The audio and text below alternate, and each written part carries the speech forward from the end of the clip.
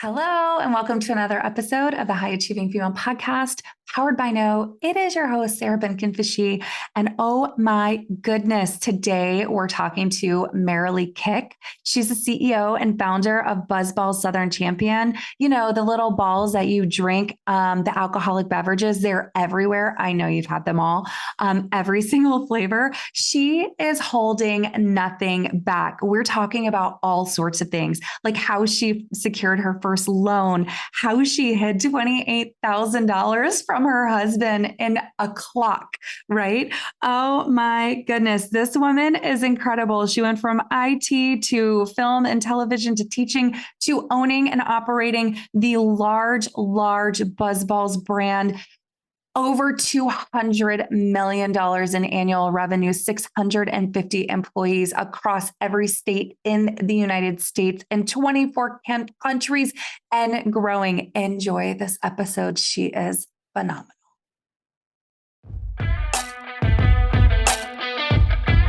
Welcome to the High Achieving Female Podcast, powered by No, where we believe high achieving female leaders deserve to be known. Here, you're going to get the tips, tools, and inspiration you need to network, grow, scale, and balance your business, career, and life.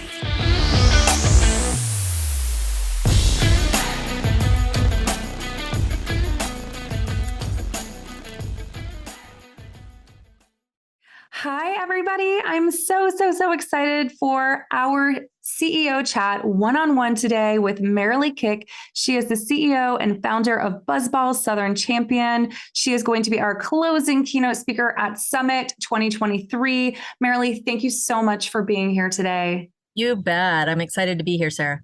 I'm so honored to have you attend our summit and speak at our summit, as well as be on this episode of the High Achieving Female Podcast.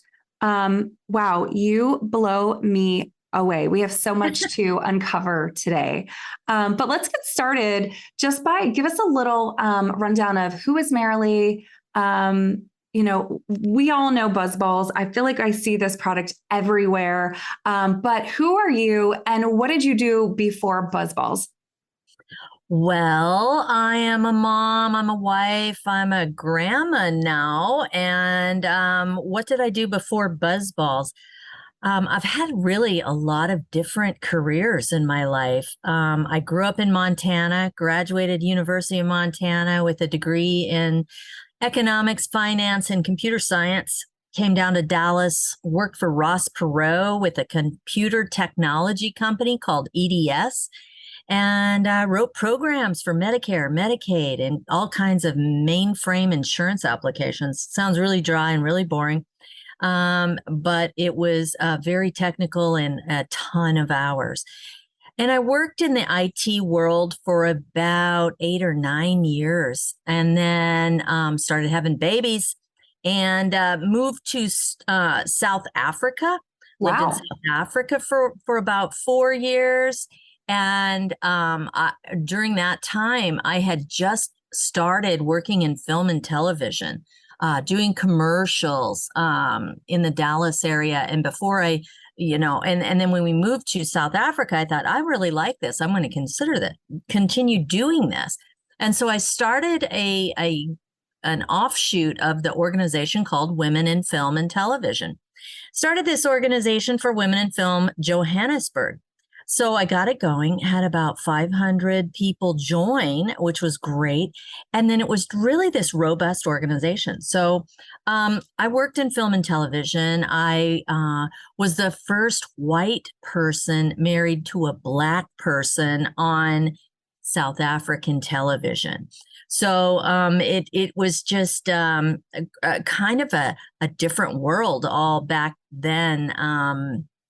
Right after Mandela was elected president. Wow. So they were just coming out. Apartheid had just ended, going into a very formerly racist type of world was a real eye opener. And so anyway, we lived there, raised kids there, moved to Stockholm, Sweden after a few years. And so my kids were still little. But we lived in Sweden for about 5 years. So I still continued working in film and television, came back to Dallas in 2002. and started working for CBS News. And I was a news anchor for them. So I wrote my own newscast and anchored those live on the radio, and did that for quite some time. And then I just said, you know what, my kids are little still. I need to spend time with them. Summers off, holidays off would be great. Christmas off would be great. So got my teaching certificate.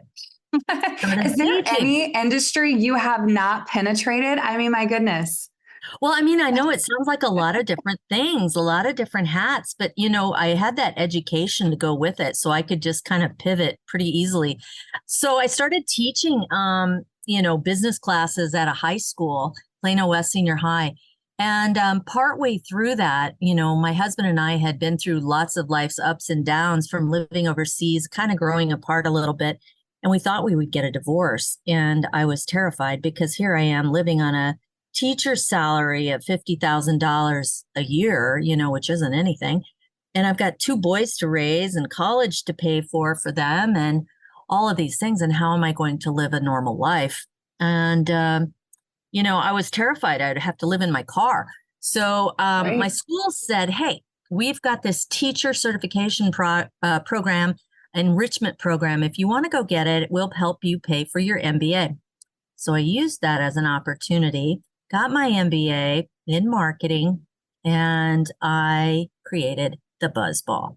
And Wow. Wow. Let's stop there.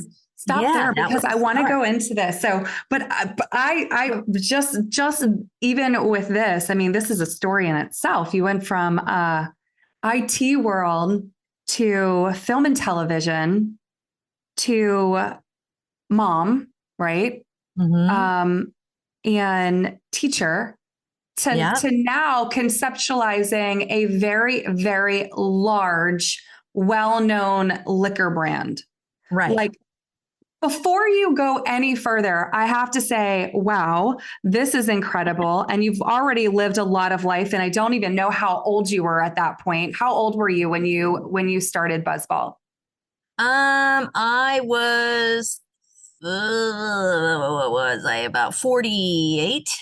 Wow. Okay. That's another important note. Ladies, it's never too late. Never too late to start something that is incredible. Okay, now let's go into BuzzBallz. So you started BuzzBallz. Yeah. And tell us that story. I love this founder story. So while I was grading papers, because I was a teacher, grading papers by the pool and working on my MBA, I started this company, right? BuzzBallz. And I had to come up with for my school, for the master's degree, I had to have a thesis project. So I came up with the idea of the round cocktail. And the reason I got that idea was because when I was living in Sweden, there were these little round votive snowball candles. I had one outside with me when I was grading papers, having a cocktail. And I thought that'd be cool to make a little party ball type of thing, like a cocktail in a ball shape. I've never seen anything like that. Why don't I try to make something like that? And so I kind of got deeper into that rabbit hole and tried to figure out how to do that. And I got intrigued and started researching and doing a lot of work on how do you create a round container and what would you make it out of and what kind of closure would you have on it? And is it even legal? And all of these things. So anyway, I created this business plan, not knowing really whether it was legal or not, but I created this concept called the BuzzBall. And the idea was to create a single ready-to-drink cocktail that you could buy by the ball, not in a 4-pack, not in a 6-pack, but something where you could mix and match the flavors and the colors were colorful and it looked nice and it was fun and it was petite and it wasn't so much liquid that it made you feel fat or bloated like a big beer would. But it was something that, would be like you'd make at home if you had a cocktail. So with real ingredients, healthy ingredients. Did you know that you wanted to be a business owner? Like, did this fall in your lap? What I wanted was financial stability more than that. It was like, I have to find a way to make money. And I had to think, Sarah, I was thinking, what survives in good times and bad? I mean, keep in mind when I started this, it was 2008, 2009. Okay. Back when we had a recession. Yep. And I was thinking, what survives in good times and bad? Drugs, sex, booze, gambling, all the sins, right? So, all the things that have special taxes on them, all the things that are seen as taboo. And so I thought, well, those always survive, whether it's good times, bad times, recessionary, whatever time of the political spectrum or economic spectrum. So I love this. I went into booze. And I started thinking back when I was a kid and we lived in Montana. My mom, she would always make something out of nothing. She was very creative. And when we lived out on the ranch and on this little farm, we used to, as kids, have to go pick choke cherries and currant berries. And, we had a farm, we had beets, we had, crops and chickens and all kinds of stuff. But my mother figured out how to make her own beer, and she figured out how to make her own wine. So she would use berries or beets or choke cherries, whatever it was, currant berries, and make wine. And because we couldn't afford to go buy wine. So anyway, I kind of reached back into my childhood and said, maybe this is in my blood. Maybe it was meant to be.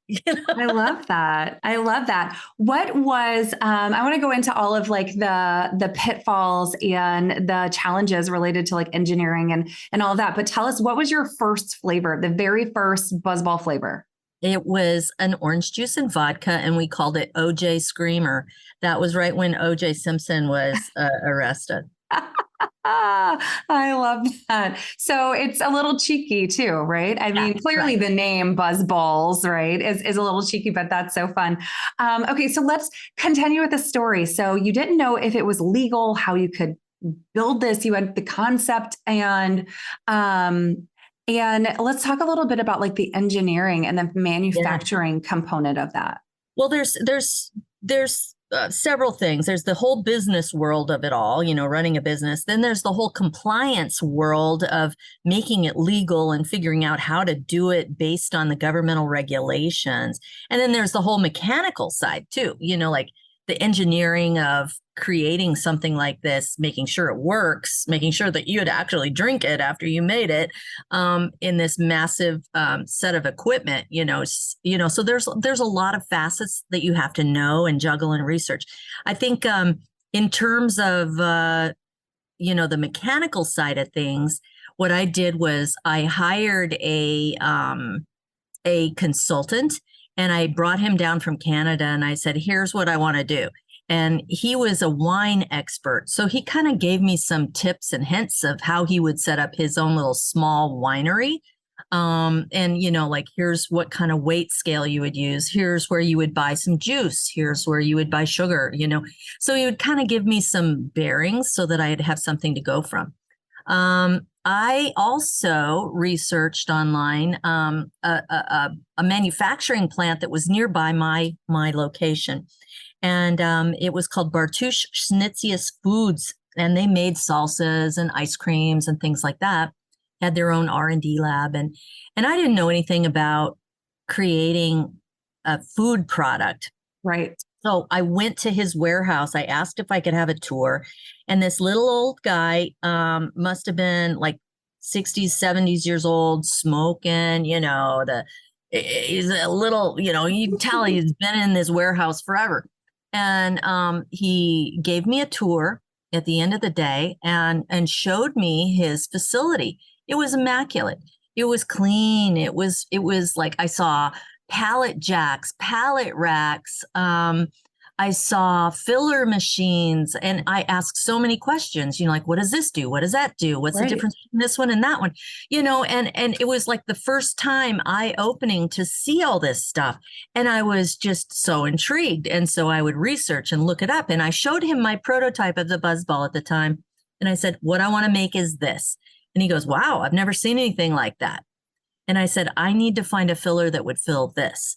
And so he helped me through his buddies that he had known for 60 years to try to find somebody who could custom make me a machine. And Wow. so that's how I did it. I created this custom machine. It was ready in July.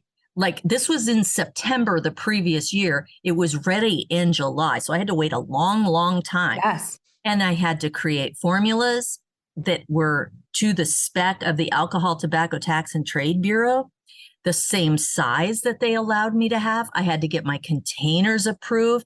I had to get FDA approval. I had to have basic permits, insurance, bonding, warehousing, security, all of these rules and regulations that go around creating an alcoholic beverage. I have to say, like, this is not an easy task. No, it is not. I had no idea what I was getting into. Exactly. But I'm thinking like, going, once the wheels are going, you can't really slow it down, right? And right. And the other thing is if I didn't do it, I would forever be stuck in my life the way I had it at 50 grand a year. I love that. Like you had no choice. There were no options. Go and go. I love that. I had to jump, and it was one of those things that if you don't do it, you'll forever not do it.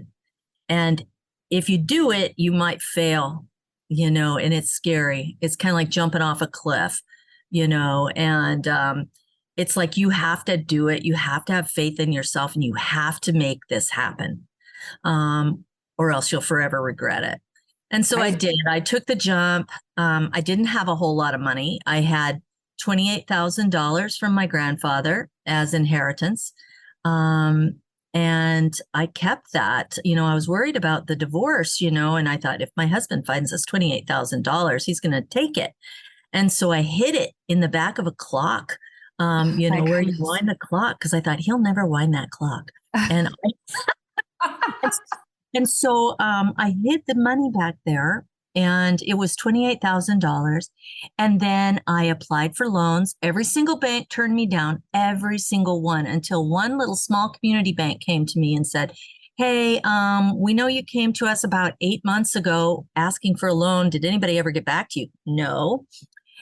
And so I said, please come out and see this warehouse. I'm taking my entire teacher's salary, $3,000 a month, and I am paying that for rent for this warehouse and trying to fix it up.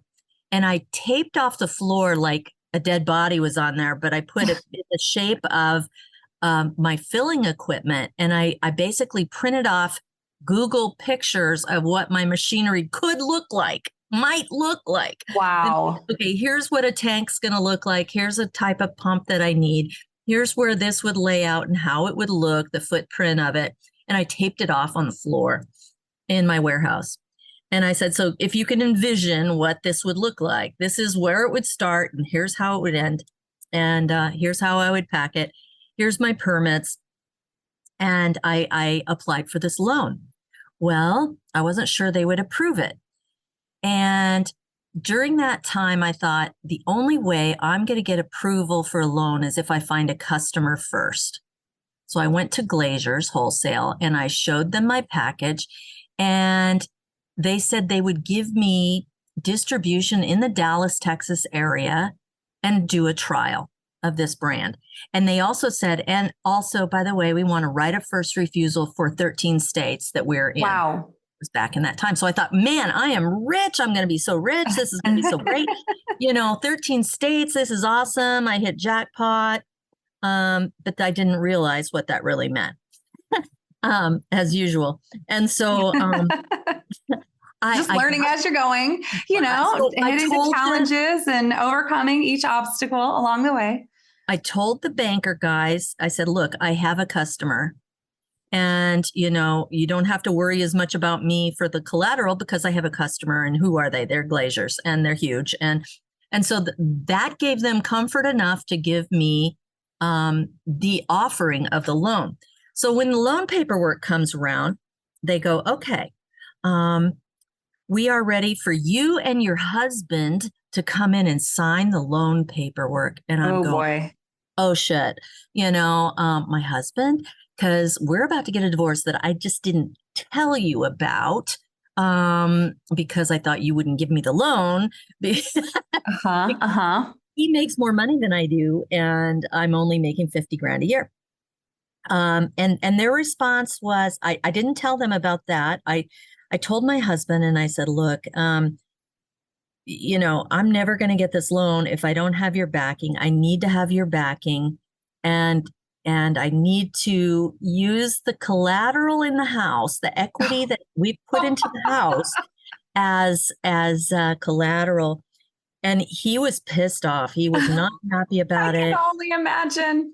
And the equity that we had in the house was actually from me that I got as inheritance from my grandfather. So I kind of convinced him that, hey, this originated from me. You have to let me use it. So what did he do? He immediately moved his direct deposit into another bank for his paychecks. And he said, don't touch my 401k. Don't touch any of my inheritance or any of my savings or any of my stuff. Just keep away. And so I was like, okay, so I got the loan. He signed miraculously. He signed Wow. because I thought that was going to be the death nail in my coffin. And yeah, he signed. So I got the $178,000 from the bank to start this company. And I worked my ass off with my sons, my two sons, in the summertime, starting out that first load. It was very hard. My parents helped, with things like bringing me pallets or bringing me stuff or helping, with lunch or whatever. I love this. And then it was about 3 months into it after I fulfilled my first order to Glaziers, and they never reordered. And I thought, oh God, what am I going to do? They're never reordering. I need cash flow. I can't order any more inventory until they make another order. I don't have any money. I've basically burned through everything. Well, my parents went and got a loan from the bank, or they actually cashed in a CD or something that they had, some investment that they had for $50,000. And they had another $50,000 that they had on hand. They allowed me to use as collateral some cows that they had on their ranch. Oh my goodness. Cows as collateral. And I had the $50,000 that they cashed in on this bank thing that they had. And so that helped me get over the hump so I could order more inventory in case I got another order. I still didn't get another order. It took till like October. So imagine going from July to October with no orders, and, I had to pay for the kids that worked for me, my sons and their friends, and then this one guy that I hired. And that's all I couldn't pay myself. And then all of my money went to rent for that place. And then finally, I figured out that if I sent mailers to every single customer that could buy my product, every retailer in Texas, that they would be more aware of my product. So I did that. And I spent every single weekend licking and sticking envelopes, putting in sell sheets, like little mailers, saying, here's what a BuzzBallz is. I hope you buy it for your store. Please support me, blah, blah, blah. And they came out. And they bought. And all of a sudden, this groundswell of purchases happened for BuzzBallz. And Amazing. the distributor was absolutely blown away. And they were like, oh my God, we're getting so many of these orders for BuzzBallz. And so it kind of seeded the brand from place to place in Texas. Because I had started in Dallas. Then I went to San Antonio.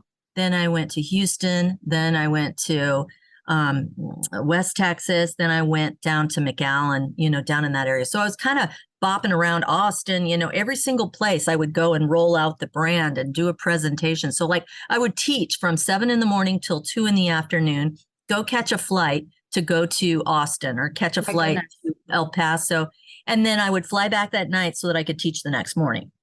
So here's like two things that I'm hearing. I'm hearing that one, You are the epitome of like, make it happen, not afraid to do the work.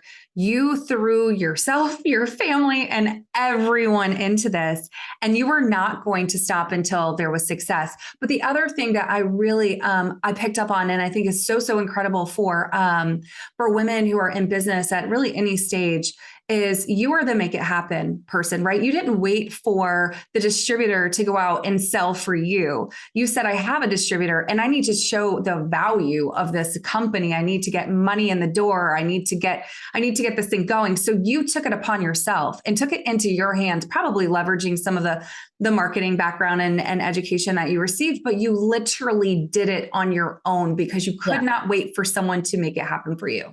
Because they might not. Right.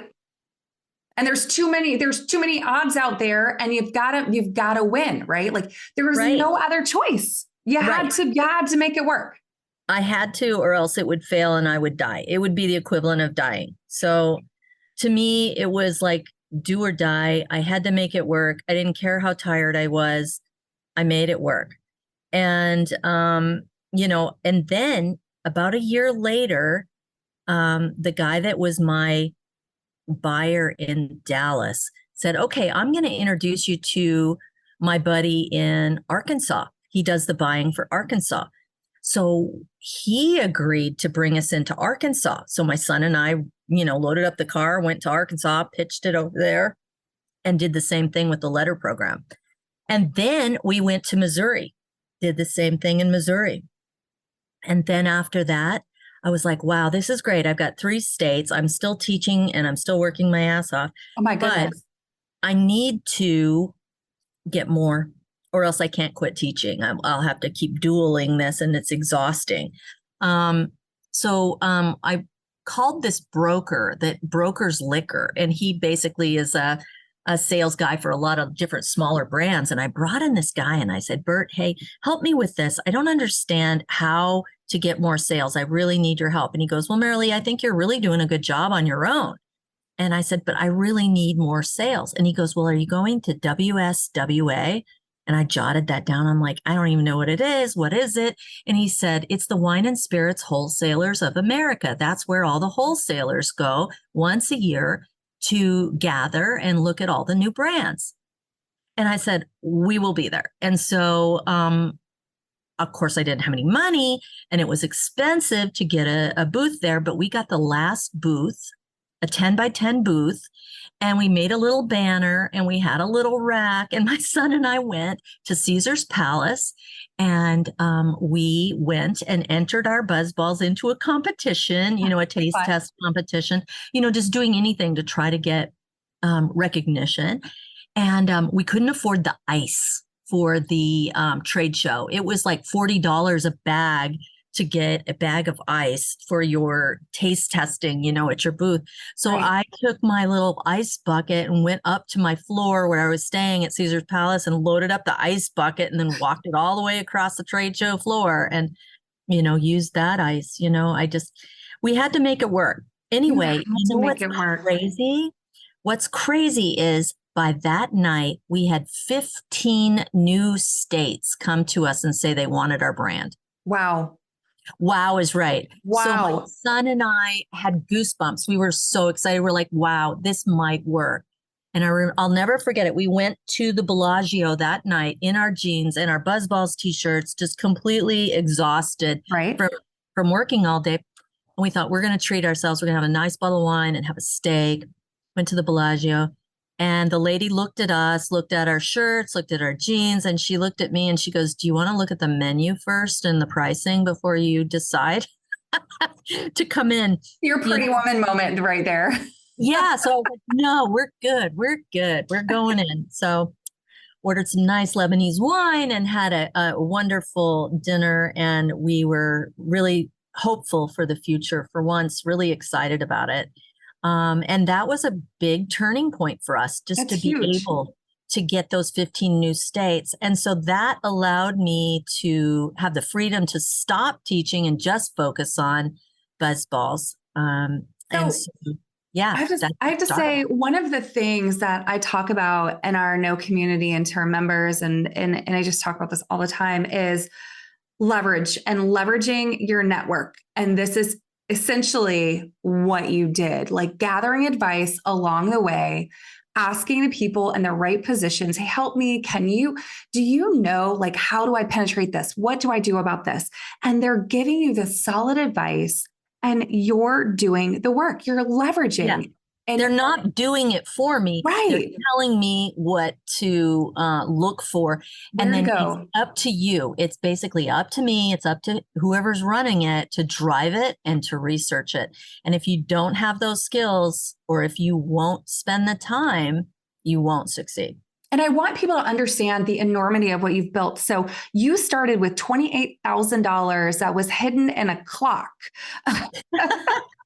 And Great. Then somehow, by the grace of God, talked your husband into co-signing on a loan of $178,000, still working, still grinding, still going, asking and just being open to, building out your distribution and your revenues, because I know this is something you're not afraid to talk about. Your revenues are currently what after 14, 15 years?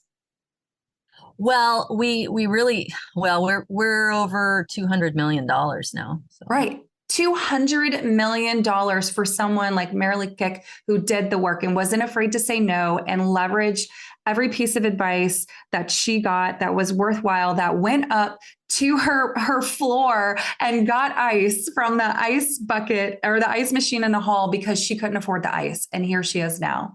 I want to talk a little bit about employing your family, juggling home and life. I know I tell people, I say she like essentially employs like a very small town outside of Dallas. I mean, you are doing so much give back. You've kept it in your neighborhood. You've kept it in your family. I want to know about your husband. You didn't say ex-husband. So let's talk about that.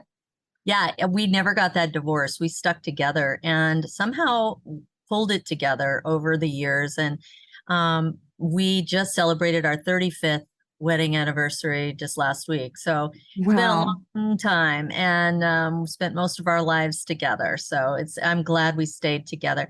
And I love working with my family. I love that I get to see my sons every day. Their wives also worked for us, and now they're stay-at-home moms. My husband works for me. He's our CFO. And so, it's really come full circle, and it just makes me feel good. It makes me feel whole that they're all still here. And I treat our employees like their family as well. After being a teacher and, having that life of a teacher, having the time off to be with family, really important for me to have the family ties to my employees. So like during the time between Christmas and New Year's, around December 22nd to January 2nd, I give everybody that time off fully paid. Everybody gets it off. It doesn't dock from their PTO or anything, just so that they can spend time with their kids and their family. And, because 2 weeks, 3 weeks isn't enough, for the whole year to get away. We also have like food giveaways. So like this last year in November, right before Thanksgiving, we had 3 Cisco reefer trucks pull up. And we had them packed full of turkeys and hams and food and all kinds of stuff that we gave out to our 650 employees. Right now, we're so big. We have sales in all 50 states, 24 countries, 650 employees, and we're still growing. Oh my goodness. Yeah. And I have to say, like, you said you thought about what type of business was recession proof. And generally those types of businesses are filled with grimy, slimy, questionable characters. But what you've done is you've built a character and a culture of really outstanding employees and leadership. And you've really focused on like family values and brought in some of those teaching, the teaching characteristics, right? And this is what I love about the brand. And I would say, of course, because it's, led by a woman, but how incredible is that? Because you are impacting your family's lives and generations to come, but you're also impacting the lives of all of those 650 employees and their families and those generations to come. Yeah. Incredible. Yeah, I'm just really proud of it. And I'm proud of the culture we have here. I just feel like it's a good place. We have low turnover and it's a good place to be. So what's happening at BuzzBallz now, and what's coming in the future? So 650 employees, 24 countries, every state. I saw it in Bevmo yesterday. What is what's Merrilee up to now? I heard there was something about rodeos and bulls Oh my and gosh, yeah, we do a lot of things. In terms of our marketing stuff, in terms of marketing, we've got 4 PBR bulls. So PBR stands for Professional Bull Riders Association. And that's where we own the bulls. So we want the bull to win. We want them to buck off the cowboy. So we have them named after our products. So one is called Chalk Tease, and he is the highest ranking bull that we have. So he's world ranked, and he goes to all the world PBR finals. He bucks off the Cowboys under 8 seconds. And it's just so much fun. And we have another one named BuzzBallz, and we have another one named Horchata, and another one named Chili Mango. And, no, maybe one's Espresso Martini. There's 2 babies that we just have. We have Espresso Martini and Chili Mango. That's the other one. So Horchata is the next one once we get another baby bull. And we also sponsor a female race car driver named Taylor Reimer. She's been picked up by Toyota Racing Circuit and for the NASCAR series. And she drives a little midget car, which is she was put in a car, a little go-kart type of car, a fast go-kart, when she was like 3 years old. And she has been racing ever since. Wow. And she just graduated from Oklahoma University of Oklahoma, as a cheerleader and, straight A student. And now she's just going around racing and she's making her way. We sponsor her. So from a marketing standpoint, we always have things going on, the Color Run, Gasparilla, just a million different types of fun things that we do and partnerships.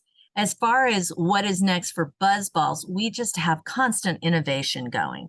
With these new countries that we're going into, we're making specialized custom beverages for these, like flavors for these certain countries. Like for India, we're just coming out in India. We've got some new products that are specifically for the Indian cultured consumer, so like a rose milk or a saffron milk, those kinds of flavors that they love, so those are some of the cultural things that we're doing. And we, like I said, we're in 24 countries. We plan to be in 30 countries by the end of this year. So that's really exciting to grow internationally and get to travel there and meet the distributors there and all the retailers and, just kind of like expand your footprint. It's really fun.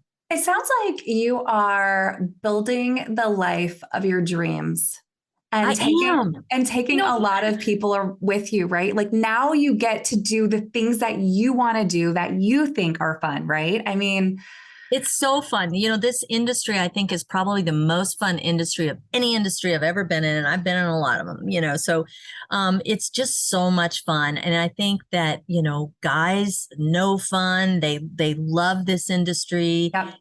It's a play hard industry.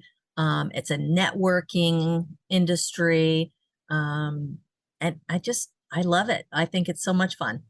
So what advice would you give to any woman out here who is like in the thick of it? She knows she has something great.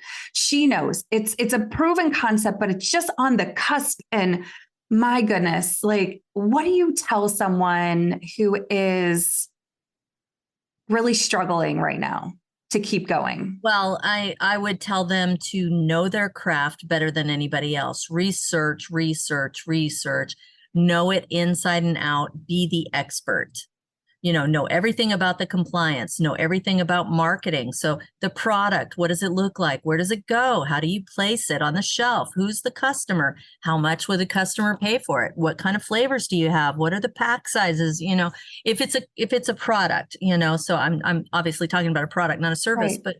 But, I mean, there's so much on the marketing side to know, but there's so much just in general to know, about the rules and the regulations, especially if it's in the alcohol space or a food process product that has to go through regulating industries. So, I would be the expert. I would be the person that knows it better than anybody else. And I would push to network, get involved in women's organizations, even though they may not buy from you. They know somebody. They might be able to turn you on to somebody who makes a certain kind of piece of equipment, or who can introduce you to a new distributor, or who can, talk to the Chamber of Commerce for you, or bring you along on a visitation to Japan, or whatever. Right.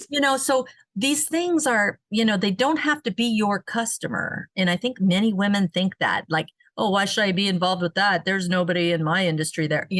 That doesn't matter. You get to know people, and you also get used to presenting and communicating. One of the things I see women really struggling with is they get so lost in their head on what they're doing because it's so complicated that they can't explain it to anybody. Know how to tell people what you do in 5 words or less. I make booze. Okay, now I'll ask another question. What kind of booze, or where do you sell it? Or how do you do it? So, I mean, just start with the basics, very high level, 30,000 feet. What do I do? And then where do I do it and who buys it? So drill it down. I make alcoholic beverages. I'm in Dallas, Texas. I sell to liquor stores, convenience stores, grocery stores, airlines, casinos, hotels. And what's next? Well, I plan to go international, and I plan to do this and that. So you boil it down into exactly what you do. There's so many women that, not just women, men too, that can't describe what they do. Their grandmother can't understand what in the hell they do. So make sure that people can understand what you do, be brief, and get to the point. Obsessed with this. I am going to make some, I'm going to take this podcast. We're going to be publishing it. I believe it's coming out next week. So we're going to take the podcast as a whole and of course, publish it on all the things, but I'm going to have our team put together a couple of tips, just the tips you just shared. And we're going to share those as actual tips by Merrilee herself. Thank you so much for being here. I told everyone who is attending our summit that's coming up that you'll be closing, and so I also told everyone that they have to listen to this episode so they can learn a little bit more about you and your story. You're going to be talking about tenacity and never giving up and doing the work and to keep going at our summit. And I can't wait to see you live in person. It's going to be phenomenal. I'm so thankful for your time today and really sharing the story of BuzzBallz and how it came to be. I mean, so many lessons and insights were just weaved into that. So it's incredible. Thank you so much. How do people follow you, get to see you, get to know you? I mean, they can clearly go in and buy product, but how do they connect with you or the team? Well, LinkedIn is always the best way, I think, from a professional standpoint to find us. And of course, we have our social platforms on Facebook and Instagram and things like that. But I would primarily, if they wanted to connect with me, try on LinkedIn. For sure. That's great. Amazing. That'll all be in the show notes. Merrilee, thank you again for joining us. I can't wait to see you in a couple weeks and just kind of keep this goodness going. You were such a pioneer and an amazing person to look up to as a woman in business. Well, thanks, Sarah. I appreciate it. And I'm looking forward to delivering that keynote speech. Thank you.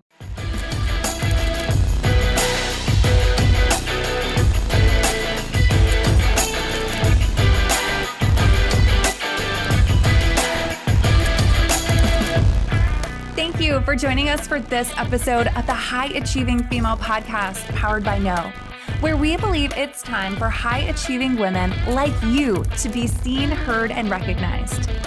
Until next time, remember, you deserve to be known.